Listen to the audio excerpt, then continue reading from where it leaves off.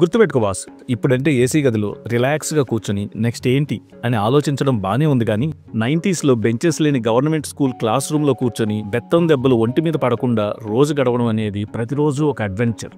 ఇక ఆదివారం వచ్చిందంటే బారెడు పొద్దెక్కాక తీరిగ్గా నిద్రలేచి పళ్ళపొడి నోట్లో వేసుకుని పొద్దున్నే ఓ రౌండ్ ఆటలాడేసేవాళ్ళం. ఇక మమ్మల్ని వెతుక్కుంటూ వచ్చిన అమ్మకి ఓ రౌండ్ దరువేసుకోమని వీపును అప్పచెప్పేసేవాళ్ళం. ఇక బుద్ధిగా ఇంట్లో చేరి చిరిగిన పుస్తకాలకి వేప చెట్టు బంకని తీసుకొచ్చి అతికించుకోవడం. వర్షం వచ్చిందంటే చాలు తడిసొచ్చి తుమ్ముకుంటూ తన్నులు తినడం, పేరగాని చొప్పులు వేసుకుని వెళ్ళి బట్టల వెనక బురదని డిజైన్గా వేసుకురావడం, కరెంటు పోయిన చీకటి రాత్రుల్లో కనురెప్పల్ని మడతేసి పక్కనున్న బిత్తిరి ఫ్రెండ్స్ని బూచి అని భయపెట్టడం. దానికే వాడికి అదురు జ్వరం వచ్చి వణుకుతుంటే ఆ ఇంట్లో వాళ్ళంతా వచ్చి మా ఇంటి ముందు గొడవ పెట్టుకోవడం.